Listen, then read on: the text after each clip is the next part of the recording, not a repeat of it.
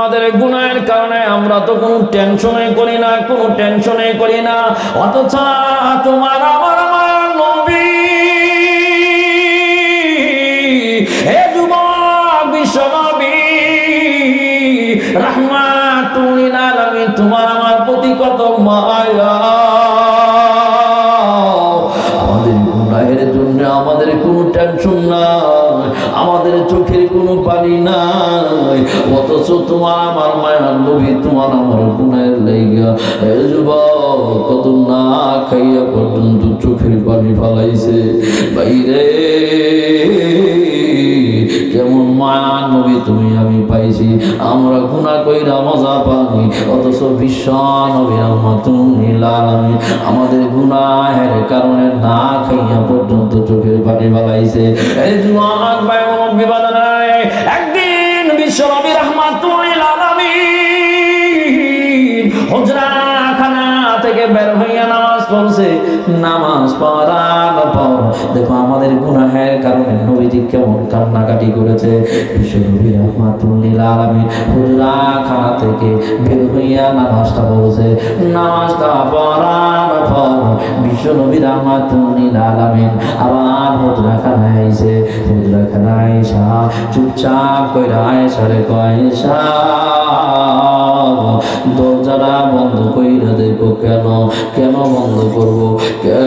এখন আবার উম্মতের লাইগা আমি চোখের পানি ফালাইয়া করবো। তো কেন কথা কইস না, এখন আবার উম্মতের লাইগা চোখের পানি ফালাইবো। ওরে নরসিংদীর মুসলমান, আমরা গুনাহ করি তারপরেও তওবা করি না, অথচ আমাদের গুনাহের কারণে মায়ার নবী কেমন কান্নাকাটি করে। একটু চোখের পানি ফালাইয়া দিবা, আজকে একটু কানবা নবীর কথাগুলো শুই না। ভাই গো এই কথাগুলো শুই না, আজকে চোখের পানি ফালাইয়া দিবা। আমার বন্ধুগণ যুবক ভাই, বিশ্ব নবী রাহমাতুল লিল আলামিনের সারাটা জীবন শুধু চোখের পানি কান্নায় চলে গেছে। আরে যুবক ভাই মুরব্বি বাজানের আরে নবুয়তের আগে কান্নাকাটি করেছিল মা বাবার লাইগা, আর নবুয়তের পরে বিশ্ব নবী কেঁদেছিল তোমার আমার লাইগা।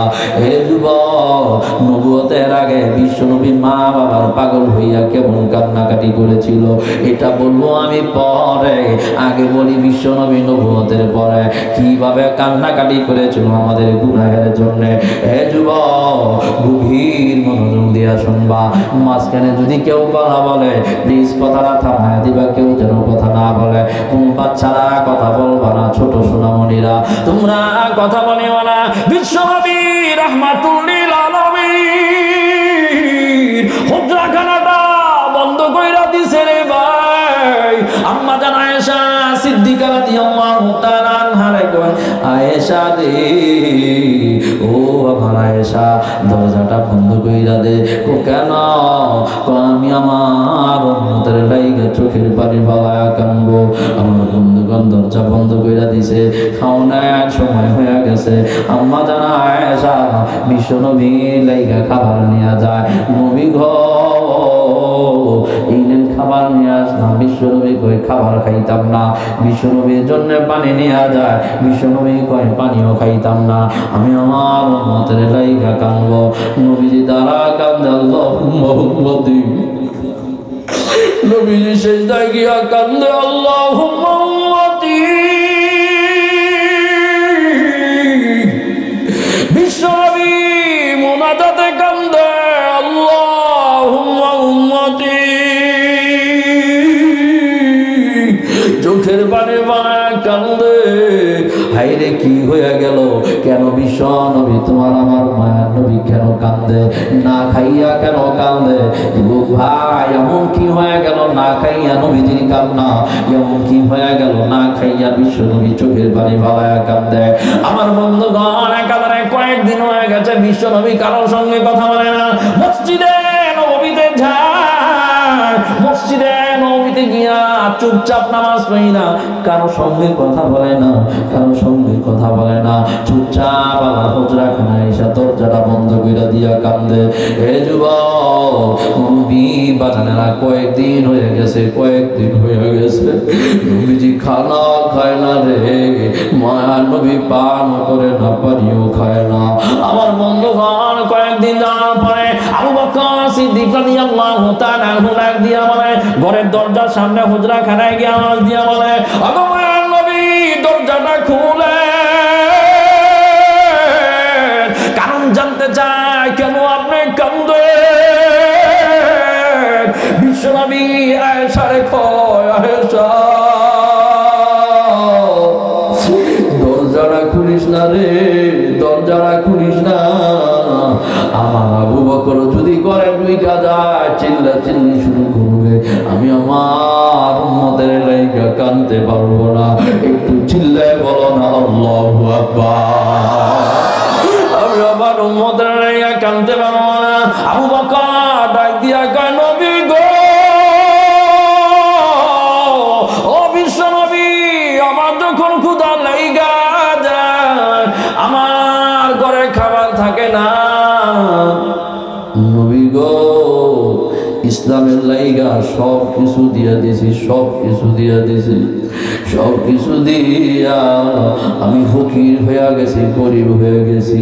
আমার যখন ক্ষুধা লাইগা যায়, তখন আমি আপনার কাছে আইসা আপনার চেহারাটা দেখলে আমার ক্ষুধা নিবারণ হয়ে যায়। ভাইরে, কেমন নবী পাইছ, নবীর চেহারাটা দেখলে ক্ষুধা নিবারণ হয়ে যায়। একটু চিল্লায় বলো না আল্লাহু আকবার। বিশ্বনবীর আমার চলে না, নবীনকে বলে দরজা খোলেন, কারণ জানতে চায়। বিশ্বনবী ডাক দিয়া কয়, আয়েশা, দরজা তুমি খুলবা না, আমি আমার উম্মতের লাইগা কাঁদবো। আবু বকর যদি ঘরে ঢুইকা যায়, আবু বকর যদি ঘরে ঢুইকা যায়, কান্নাকাটি শুরু কইরা দেবে। ওই নরসিংদীর মুসলমান আবু বকর ব্যর্থ হয়ে চলে গেল। এবার আসলো হযরত ওমর। ওমর আয়েশা ডাক দিয়া কয়, নবী গো, দরজাটা খোলেন কেন, কারণ জানতে চাই কেন আপনি কান্দেন। এ ভাই, বিশ্বনবীর আমার মনিলার আমি আয়েশা রে কয়, আয়েশা রে, আমার ওমর আইছে, দরজা কিন্তু খুলবা না, দরজা যদি খুইলা দাও, আমি আমার উম্মতের লাইগা চোখের পানি ফেলায় কাঁদতে পারবো না। আমার বন্ধুগণ ব্যর্থ হয়ে চলে গেল, আমিও আইসা আমিও ব্যর্থ হয়ে চলে গেল, আমার বন্ধুগণ উসমানও ব্যর্থ হয়ে চলে গেল, সালমান ফার্সিও ব্যর্থ হয়ে চলে গেল। আমার বন্ধুগণ যুবক ভাই, লম্বা কথা সংক্ষিপ্ত করে দিতেছে রে বাবা। আমার বন্ধুগণ, এবার আসলো হযরত ফাতেমা, ফাতেমা তো জোহরা রাদিয়াল্লাহু তাআলা আনহা। আমার বন্ধুগণ, ফাতেমা তো জোহরা রাদিয়াল্লাহু তাআলা আনহা দরজার সামনে আইছে। দরজার সামনে আসার পর বাবা রে ডাক দিয়া বলে, বাবা গো, আজকে কয়েকদিন হয়ে গেছে আপনি হাসান হুসাইন ভুলে গেছেন। বাবা গো, আপনি শুধু উম্মতের লাইগা কান্দেন, কি হয়েছে? আপনি আপনি দরজা খুললেন, কারণ জানতে চাই আপনার কি হয়েছে। আমার বন্ধুগণ, বিশ্বনবী ডাক দিয়া বলে, আয়েশা রে, দরজা তুমি খুলবা না রে আয়েশা, আমার কলিজার টুকরা যদি করে ঢুইকা যায়, কলিজার টুকরা যদি করে ঢুইকা যায়, আমার ফাতেমা যদি করে ঢুইকা যায়, আমি আমার উম্মতের লাইগা চোখের পানি ফেলাইয়া কাঁদতে পারবো না। এর যুবক ফাতেমা ডাক দিয়া বলে, আব্বা জান, আপনি কি ভেবেছেন আমি আবু বকর ব্যর্থ হয়ে চলে যাব? আপনি কি ভেবেছেন আমি ওমর ব্যর্থ হয়ে চলে যাব? আমি আলী ব্যর্থ হয়ে চলে যাব? ও বাবা গো, আল্লাহর কসম খাইয়া কই, যতক্ষণ পর্যন্ত আপনি দরজাটা না খুলবেন, আল্লাহর কসম খাইয়া কই, যতক্ষণ পর্যন্ত আপনি দরজাটা না খুলবেন, ততক্ষণ পর্যন্ত আমি ফাতেমা জীবন যদি চইলা যায়, তারপরও এখান থেকে যাইব না। আল্লাহু আকবার। আমি ফাতেমার জীবন চইলা গেল, এখান থেকে আমি যাইব না। বিশ্বনবী ডাক দিয়া বলেন, আয়েশা রে, ও বাবা আয়েশা, দরজা খুলে দাও। সবাই যে বিদায় করা সম্ভব হয়েছে, কিন্তু ফাতেমা তো বুদাতুম মিন্নি, ফাতেমা হলো আমার কলিজার টুকরা, তারে বিদায় করা সম্ভব না। ও ভাই, কেন মায়ের নবী বিশ্ব নবী কেন না খাইয়া আমাদের জন্য কান্নাকাটি করেছে? ভাই, ফাতেমা ঘরের মধ্যে আইছে, ঘরের মধ্যে আসার পর এইভাবে হাত দিয়া দাঁড়িয়ে থাকে আর বাবা গো,